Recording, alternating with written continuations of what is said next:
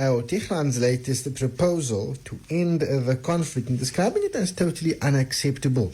Iran's foreign minister, spokesperson Ismail Baghei, says that US has made unreasonable demands to end the war, while Iran's parliamentary speaker, Mohammad Bagher Ghalibaf, says that Tehran is prepared to respond to any aggression, warning that such a move would leave the U.S. surprised.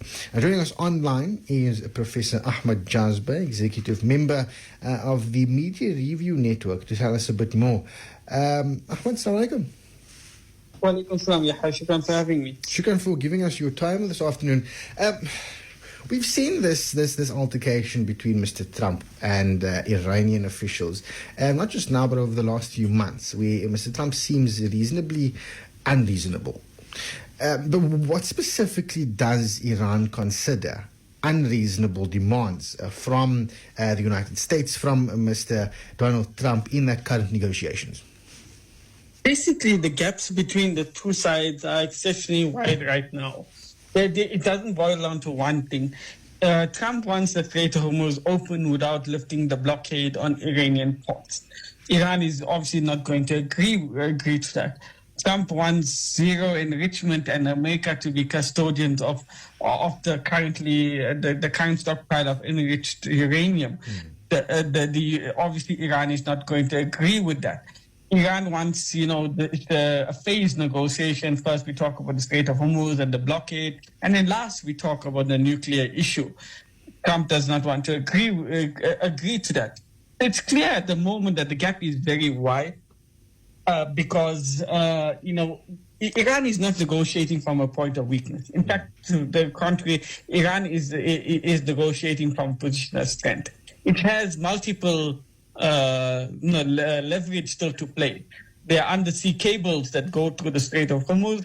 The Emirates, for example, relies for 90% of its internet traffic, and not only internet but for its banking system and so on and so forth. So Iran is not yet at a point in which it will capitulate. That is frustrating the Orange Menace, Donald Trump, and it's frustrating him to no end because he expected Iran to fall within days. Now we are day 70 or somewhere along that line, and we see no resolution to this. Pakistan is working hard to mediate, but this deal needs guarantors. Iran does not want to go back to the point in which Trump unilaterally withdrew from the 2015 JCPOA, the Obama administration's deal. So that's why it needs guarantors, and there's no real guarantors at the moment for any deal, which is why we reach a stalemate. And most importantly, Yahya, is that this war is being directed from Tel Aviv, and Netanyahu is constraining Trump and what he can do and what he cannot do. Now, Mr. Trump obviously called the Iranian response totally unacceptable. How has the Iranian government officials and the Iranian government interpreted Mr. Trump calling its response totally unacceptable? We've seen some rhetoric now to say that their finger is on the trigger. The Iranians have said that. They would prefer a diplomatic solution and negotiated settlement, but they're ready to start fighting any moment now. So that's how it's been interpreted. The Americans, as you rightly pointed out, said that the ceasefire arrangement is on life support. It was the unilateral extension of the ceasefire, by the way. So they've said it's on life support.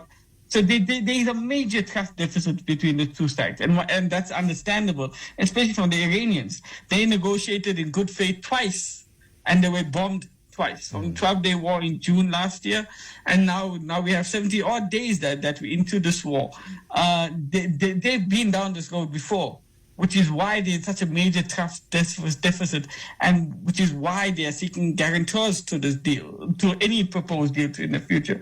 And Trump wants, now remember, this issue, it's also become a domestic issue, because now, data just revealed today said that inflation in the U.S. hit 3.8%. Trump administration, his approval ratings are down, I think, at about 36 or 39%, if I remember correctly. So this has become a domestic issue with the midterms coming in November. Trump is trying to get some sort of victory so he can show the electorate that, look, we've solved this issue once and for all, and we've got a better deal than the bad deal that the Obama administration happens. So there are multiple facets to this, from a trust deficit to the domestication of this war within American society, and the fact that Iran is not negotiating from a point of weakness. So right now, it's very difficult. It takes a very brave person to predict what would happen next, given that we're dealing with such an unpredictable character in Donald Trump. But for now, the mediation effort carries on. Mm-hmm. As you've mentioned before, we've seen attempts at a negotiation. We've seen attempts at talks stall before because of certain tactics by the United States and its allies. We would hope that Iran has opened its eyes and has its eyes wide open to the actions of America. So, the question is then, what conditions would Iran require before actually agreeing to any sort of direct talks with the United States? I think one of the main, conditions is that there must be guarantees to this deal. It mustn't be a case in which, when the next American president comes, that he withdraws from the unilaterally withdraws from the deal. There was a deal on the table from 2015, and Trump and the IAEA said categorically that Iran was abiding by that deal, and it was Trump that withdrew from it under pressure from Netanyahu, because it seems that, Netanyahu has an ace up his sleeve when it comes to Trump.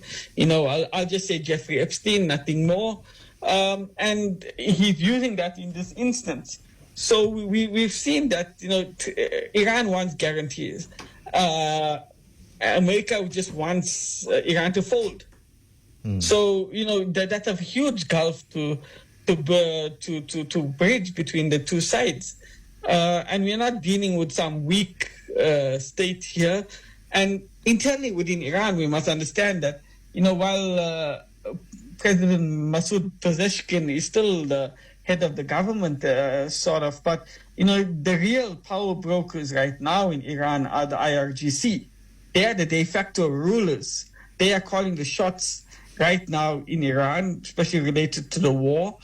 And whether the war starts and ends, ends rather, on what terms, depends on whether, the Supreme Leader and the IRGC give their stamp of approval. And they've set the bar very high. So there is this major gap, the issue of guarantees and Trump's desire to get Iran to capitulate, which is not happening. So these are the conditions, and they seem to be insurmountable to me. But we are dealing with unpredictable character in Donald Trump, so anything is possible. We've also seen previous meetings between U.S. and Iranian officials take place in Pakistan. How significant is Pakistan's role as that intermediary when it comes to the negotiations between Washington and Tehran?